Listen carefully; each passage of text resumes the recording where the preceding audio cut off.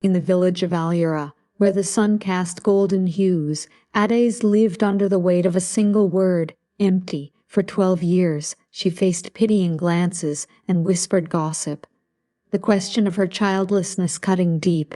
In Dara, a woman without children was a fruitless tree, beautiful but incomplete. Her husband, Kalechi, loved her fiercely, but love couldn't shield her from judgment. Adia smiled through the pain, carrying it like a heavy basket, though some days it crushed her.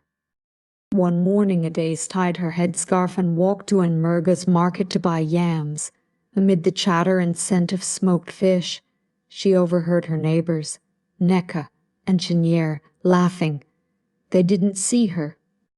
Neka mocked Ades's sweeping, saying it wouldn't bring a child, while Chenier scoffed that her broom had more children than her womb.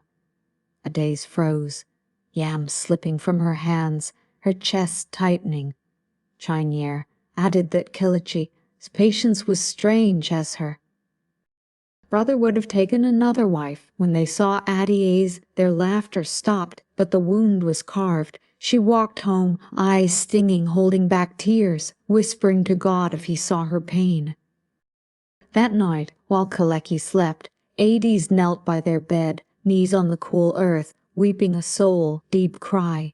She begged God, asking if she hadn't waited or served enough, reminding him of his promise that children are blessings.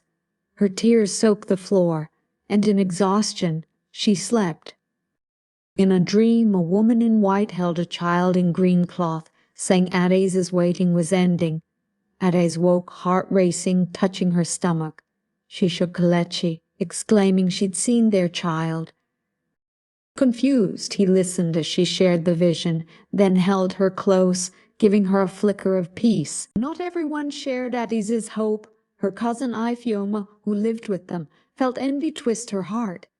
Muttering why Taze was chosen, Ifeoma confided in Amara, a cunning friend. Under a baobab tree, moonlight casting shadows, Amara suggested Ifeoma make Ades feel her pain by taking what she loved.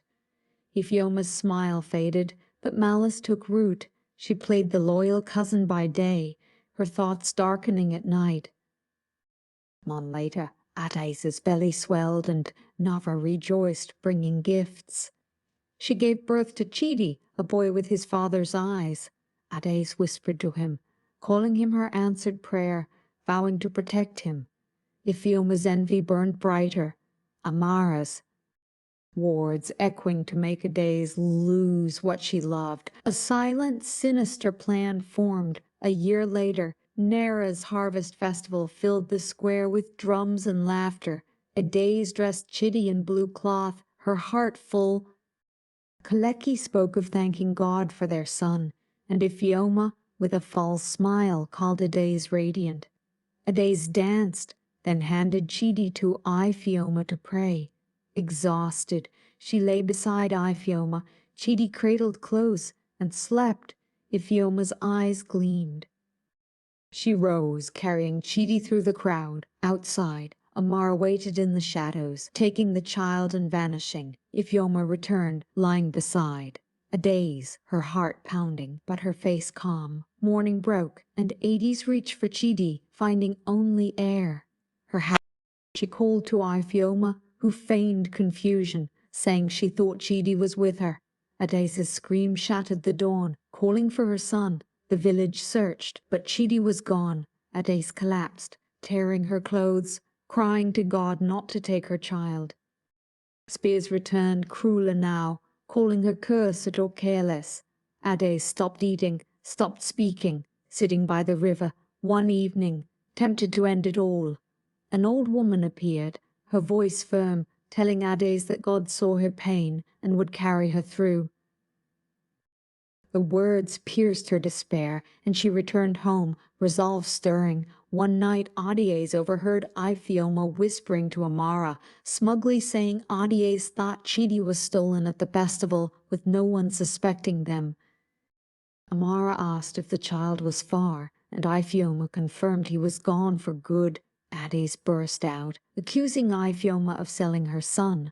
The village erupted, and Kalechi restrained. Ades's elders were called. Ifeoma was taken away, but Chidi remained lost.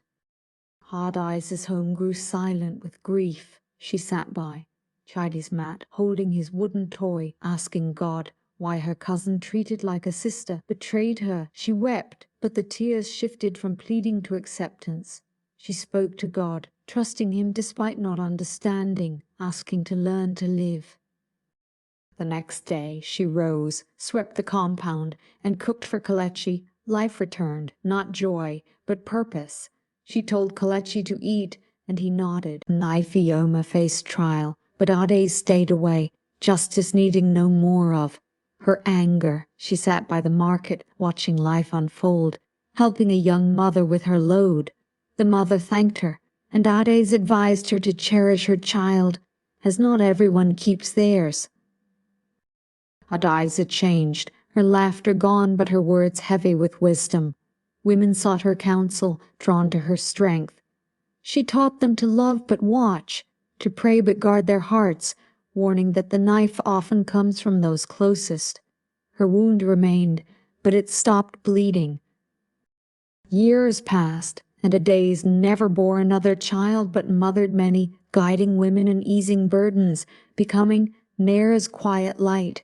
Kelechi asked if she still believed, and she said she believed in God, not promises, just him. He took her hand, saying they were still there, and she smiled faintly, agreeing it was enough. Ifeoma faded into memory, her fate irrelevant. Ade's story spread, not for pity but for truth. Some wounds never heal, some questions go unanswered, yet life endures. Adaiza learned joy is a gift, but strength is a choice, and she chose strength, finding power in her loss, a life rebuilt from ashes.